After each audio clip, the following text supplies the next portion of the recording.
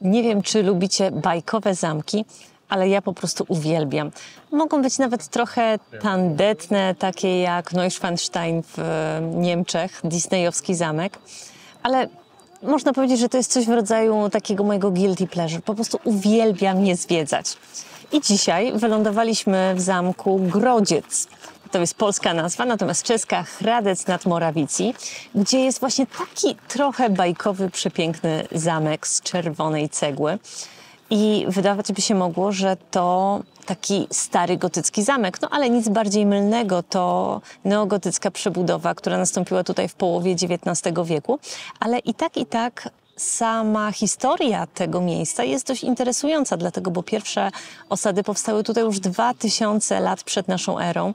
Pierwszy taki słowiański gród w VIII wieku naszej ery. I to tutaj, według legendy, miało dojść do spotkania księżniczki Dobrawy z wysłannikami Mieszka I. A co jeszcze tutaj znajdziemy? Zobaczymy, zapraszamy.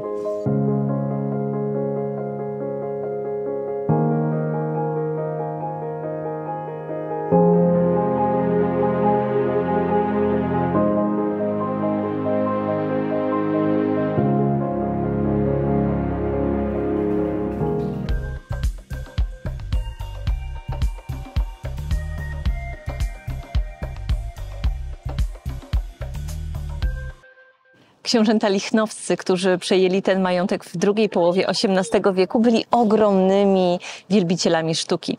To tutaj koncertował m.in. Ludwig van Beethoven, czy przebywał Franciszek Liszt. Przyjaźnili się z Mozartem, Paganinim, Fryderykiem Chopinem, a także z Pablem Picassem, więc można powiedzieć, że to naprawdę taka stolica sztuki na tamte czasy. Pomimo, że jesteśmy w Czechach, to polskich znaków jest tutaj co niemiara. Zacznijmy od początku.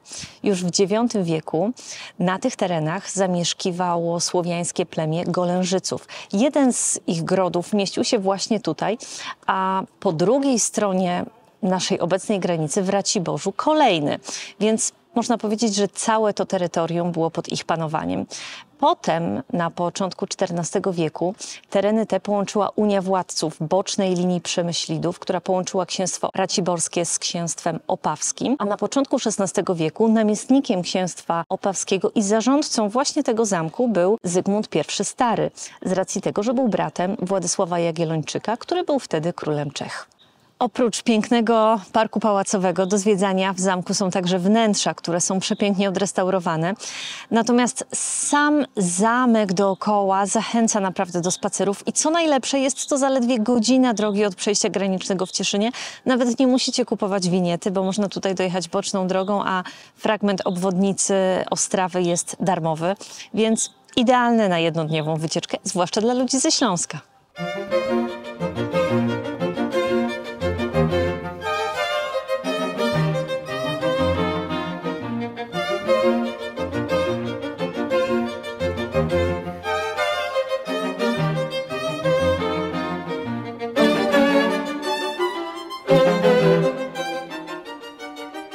W Parku Pałacowym znajdziecie też pomnik Beethovena, który podobno tutaj skomponował swoją apasjonatę, ale niestety nie doszło do jej zaprezentowania, dlatego bo tuż przed tym pokłócił się z księciem Karlem Lichnowskim i pitnął stąd do zamku w Opawie. Czy warto przyjechać do Opawy? Kiedyś stolica Śląska Austriackiego, bo kiedy Maria Teresa w walce z królem pruskim straciła większość księstw śląskich, właśnie tutaj postanowiła stworzyć siedzibę swojego królestwa. Natomiast dzisiaj raczej miejscowość taka omijana przez turystów. Podobno niewiele tutaj jest, ale postanowiłam sprawdzić, czy aby faktycznie słusznie warto omijać Opawę, czy jednak znajdzie się tutaj coś ciekawego. Zobaczymy. Jak na centrum miasta przystało, mamy oczywiście ratusz z wieżą ratuszową, o którym w zasadzie nikt inaczej tutaj nie powie jak Chlaska. od słowa głosić, bo to tutaj były wygłaszane najważniejsze informacje dla mieszkańców miasta. Alarmowano o niebezpieczeństwach, jak na przykład pożarach. Pełnił on również funkcję miejsca spotkań Rady Miejskiej, sądu, a tutaj na tym placu rozkładali się kupcy i było to po prostu centrum życia miasta. Na wieżę ratuszową można wejść. Stoi ona tutaj już od XVI wieku, początkowo drewniana, później murowana w takiej formie. Przeszła generalny remont na początku XX wieku. No i chyba nie ma co za dużo o tym mówić. Trzeba po prostu iść zobaczyć, jak wygląda Opawa z tej perspektywy.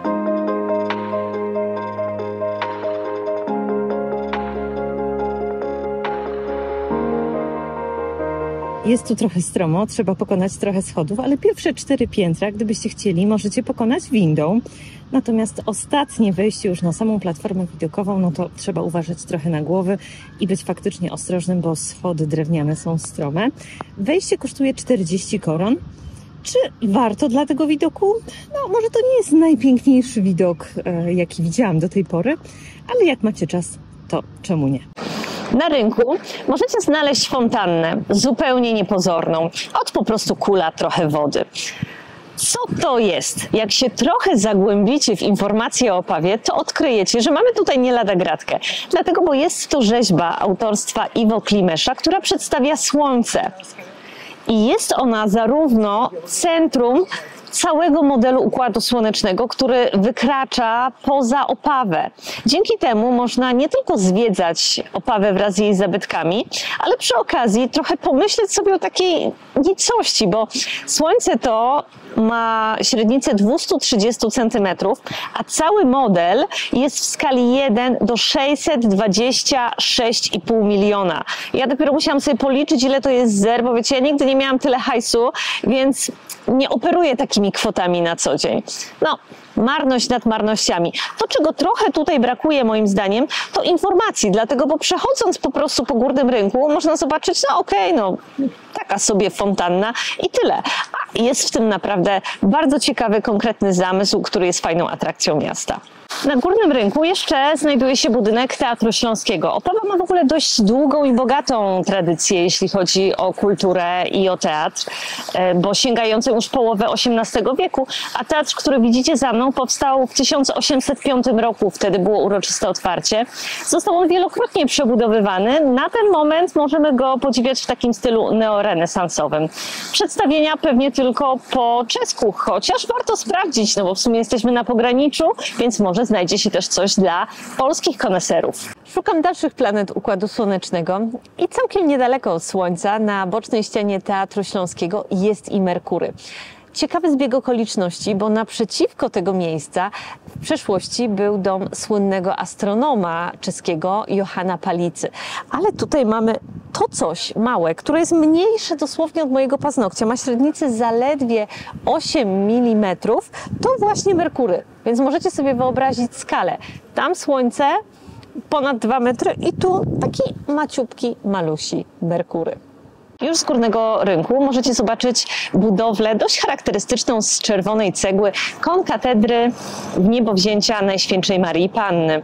Jest to szczególna budowla, bo po pierwsze najstarsza w całej Opawie, a po drugie największa ceglana gotycka budowla w Republice Czeskiej. Powstała już w XIII wieku, wybudowana przez zakon krzyżacki, podobno na miejscu wcześniejszej romańskiej budowli. Nie ma już na ten moment takiego w 100% gotyckiego wyglądu, bo wnętrze zostało przebudowane w stylu barokowym, co szczególnie widać w prezbiterium i na sklepieniu. Opawa to także piękne kamienice. No może nie jest to mój ukochany pod tym względem Ołomuniec, który kamienicami zachwyca w zasadzie na każdym kroku. Jak coś, to macie artykuł na blogu o ołomunieckich kamienicach, ale i tak warto tutaj patrzeć w górę. Jak chociażby ta kamienica, którą widzicie za mną, czyli kamienica pod Murzynami. Jest to jeden z 2 budynków, który przetrwał wydarzenia wojenne w 1945 roku. Jest taki barokowy. Zdobią go popiersia 2 murzynów i 2 dwóch bogów, Aresa i Ateny, greckich bogów, to są te na dachu, a na samej elewacji wizerunki cesarzy, a także medaliony z orłami. No, jest to naprawdę imponujące, warto się tutaj zatrzymać choć na chwilę i była tutaj kiedyś apteka pod Murzynem, zupełnie tak jak w Kłodzku, który przecież też ma czeskie tradycje.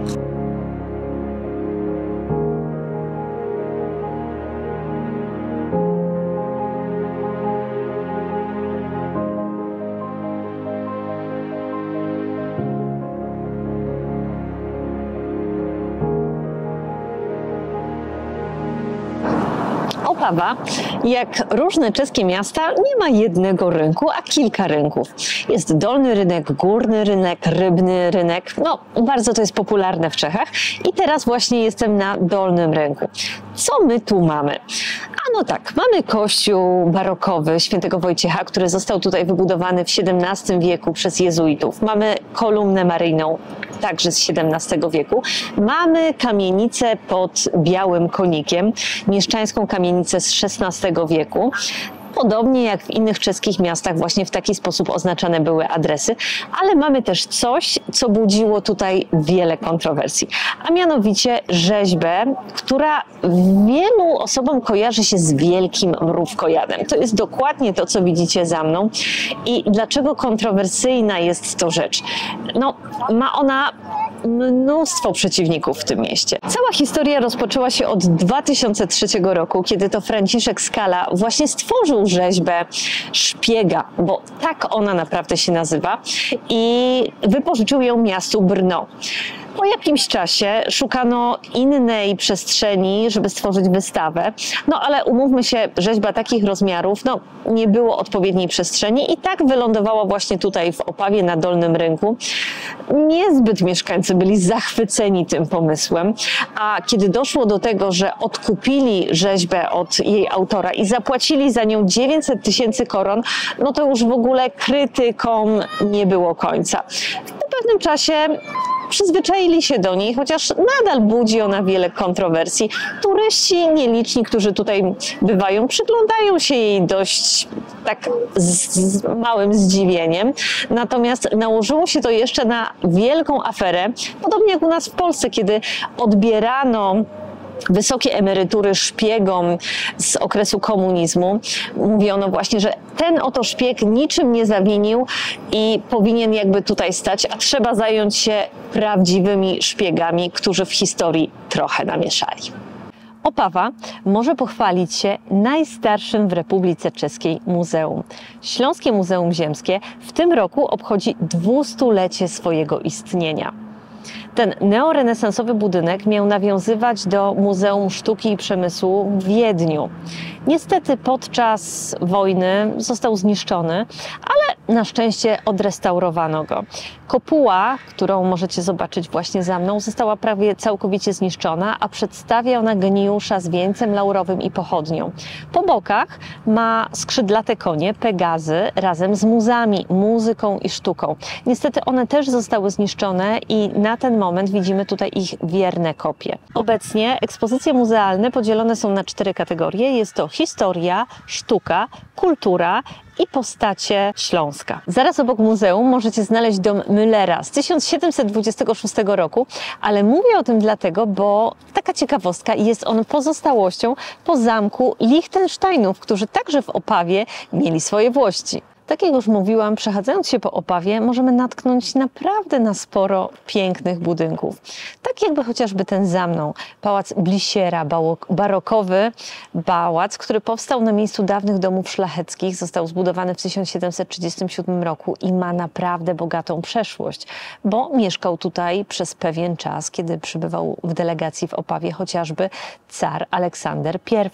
Na ten moment niestety przydałoby mu się pewnie odnowienie, żeby móc nas zachwycić swoim blaskiem, tak jak w dawnych czasach. I mieści się tutaj teraz po prostu magazyn muzeum. Opawa ma sporo ciekawych obiektów sakralnych, więc jeśli kogoś by to interesowało, no to Zapewniam Was, że znajdziecie ich znacznie więcej niż to, o czym wspomniałam w filmie. Powiem tylko o jeszcze jednym, o klasztorze minorytów z kościołem parafialnym Świętego Ducha, który widzicie za mną, bo jest to kościół z XIII wieku. Pierwotnie była to gotycka budowla, a taka ciekawostka, to tutaj koncertował Ludwig van Beethoven i tutaj właśnie wykonał swoją mszę C-dur.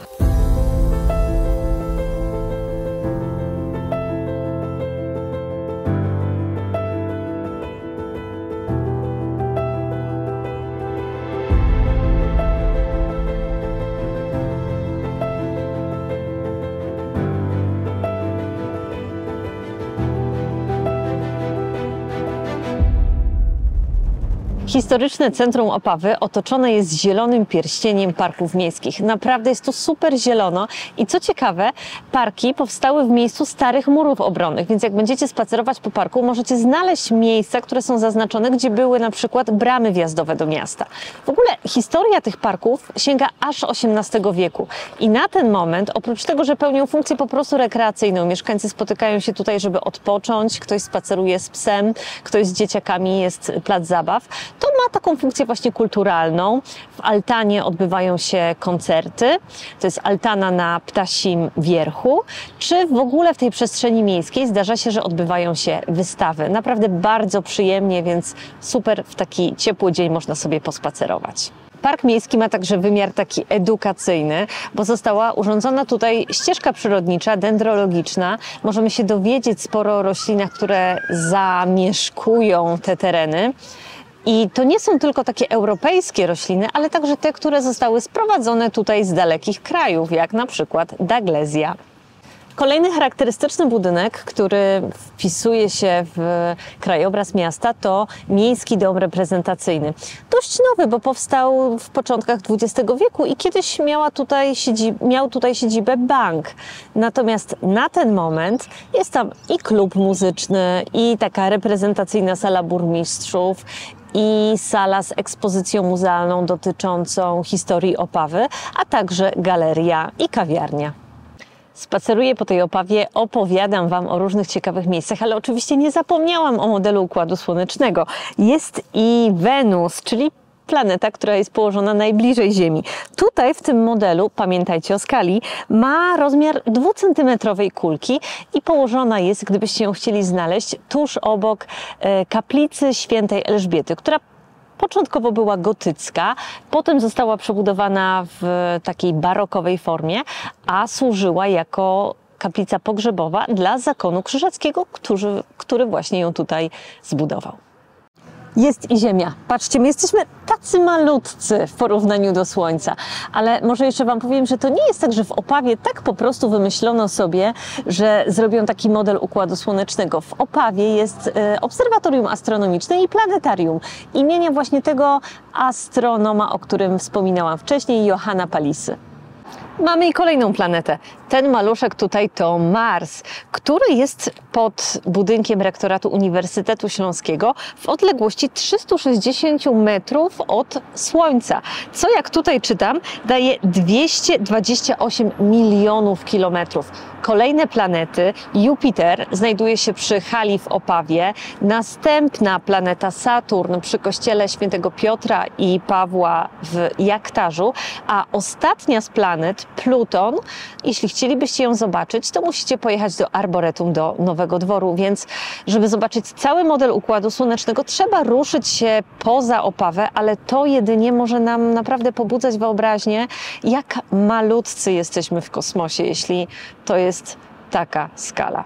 A jeśli będziecie mieli trochę czasu, to notabene do tego arboretum warto pojechać, dlatego, bo jest to muzeum przyrodnicze, gdzie jest ponad 7000 rodzajów roślin na powierzchni 23 hektarów, więc są i rośliny egzotyczne, i krajowe. Warto zobaczyć. Czy warto przyjechać do Opawy? No, słuchajcie, na pierwszy rzut oka miasto naprawdę nie wyróżnia się niczym szczególnym, ale myślę sobie, że jeśli damy mu szansę i faktycznie poświęcimy trochę czasu, żeby odkryć takie perełki, to może się okazać, że spędzimy tu naprawdę fajne popołudnie albo dzień. No i pamiętajcie oczywiście, że dookoła Opawy możemy znaleźć mnóstwo pałacyków i ciekawych budowli, więc można sobie spokojnie tą wycieczkę rozszerzyć, nawet o cały weekend. Zaledwie rzut beretem od Opawy znajdziecie miejscowość Krawarze. Krawarze na ziemiach hulczyńskich, o których mówi się, że są tak zwanym innym przygraniczem. To bardzo specyficzny region. Taki region, który ma swoją własną gwarę, swoje własne stroje ludowe i co ciekawe, w 1/4 miejscowości wsi były tutaj zamki, twierdze, pałace, grody. Część z nich... Po części z nich niestety nie zostało już wiele, zaledwie jakieś ruiny. Część z nich przekształciła się w piękne renesansowe bądź barokowe pałace. I taki pałac mamy właśnie tutaj, w Krawarzach. W XIII wieku była to twierdza jednego z takich najpotężniejszych czeskich rodów. Natomiast od 1603 roku, co ciekawe, był on własnością polskiego szlachcica Michała Sędziwoja. Jego córka wyszła za mąż za Jakuba z Eichendorfów i to właśnie dzięki temu rodowi zawdzięczamy taką barokową przebudowę zamku. Niestety zamek często zmieniał właścicieli, aż do takiego momentu, kiedy w 1920 roku odkupiło go państwo i stworzyło tutaj szkołę ekonomii. I w 1937 roku pałac praktycznie doszczętnie spłonął. To, co widzimy tutaj, jest efektem odbudowy i renowacji. Jedyną oryginalną, zachowaną częścią jest kaplica poświęcona Michałowi Archaniołowi, która zdobi piękne barokowe malarstwo. Te zamki, twierdze i pałace na ziemi hulczyńskiej mają to do siebie, że zazwyczaj otoczone są pięknymi zespołami parkowymi. Tak samo jest i tutaj.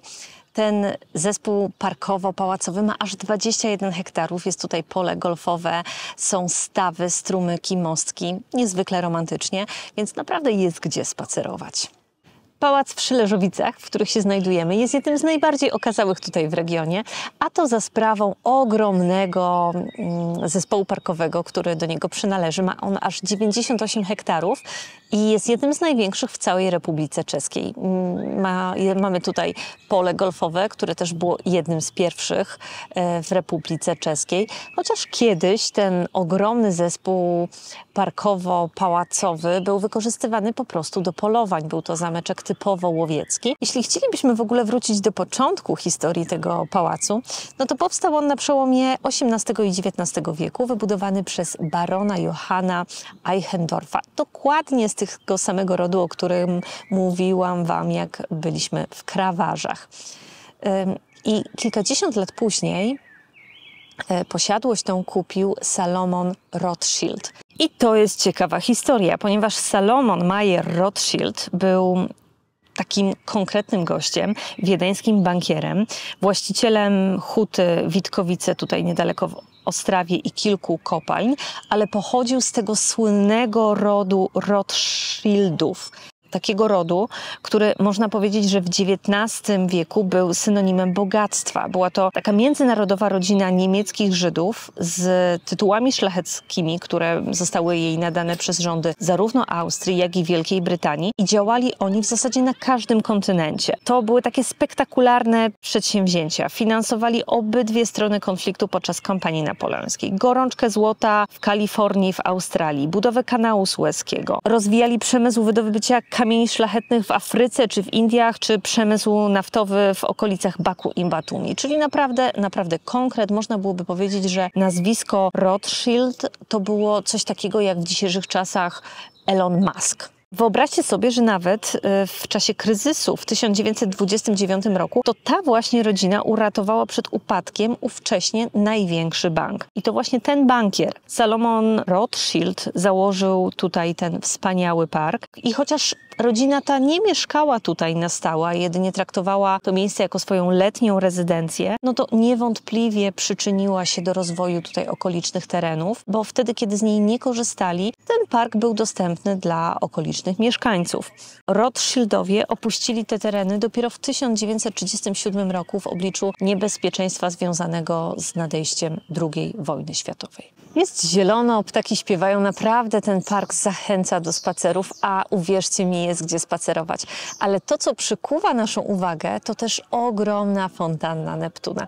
Ja szczerze powiem, nie wiem, co Czesi mają z tym Neptunem, natomiast może jest to jakiś kompleks tego, że jednak nie mają dostępu do morza, bo jest to taki motyw, który pojawia się w wielu czeskich fontannach. Niedawno byliśmy w Ołomuńcu. Zapraszam przy okazji na film i na bloga, bo tam artykuł o ołomunieckich fontannach. I ta fontanna tutaj również ma motyw Neptuna.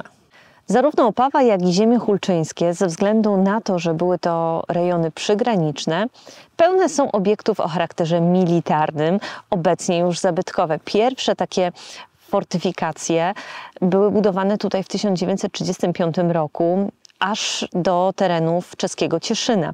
I były to zarówno duże fortece, czyli takie ciężkie obiekty, forteczki lżejsze, w których mieściło się do 7 żołnierzy, bunkry i schrony. Więc jeśli kogoś interesuje temat, to zdecydowanie będzie miał tutaj co robić.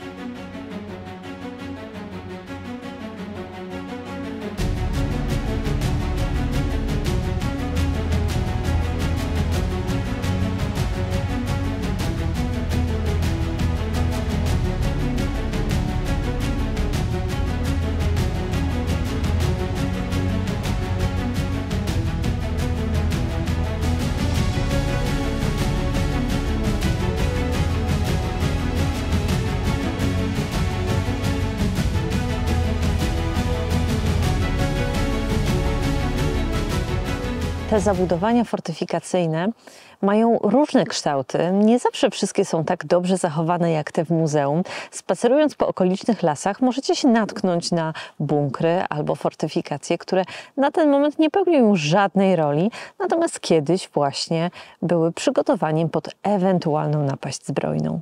Tak jak na przykład ten tutaj bunkier, który jest za mną.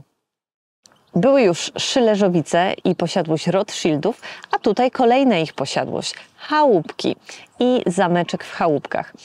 Chociaż gdybyśmy byli tacy precyzyjni, no to jesteśmy już w Polsce, ale 150 metrów w tamtą stronę są Czechy, więc ciągle jesteśmy w pasie przygranicznym. I tak jak już mówiłam, naprawdę cała ziemia hulczyńska usiana jest zamkami, pałacami, chociaż musicie być tutaj uważni i czujni, bo polski, czeski język bardzo podobny, ale można się naciąć, dlatego, bo zamek w języku czeskim oznacza właśnie pałac. A gdybyśmy chcieli powiedzieć o zamku, takim jak my go tutaj rozumiemy w Polsce, to szukajcie oznaczeń hrad. Czechy są naprawdę urokliwe i nawet pozornie te tereny, które nie są najbardziej atrakcyjne turystycznie, mają w sobie coś do odkrycia i do tego Was zachęcam, a z Wami widzimy się już w następnym odcinku. Do zobaczenia!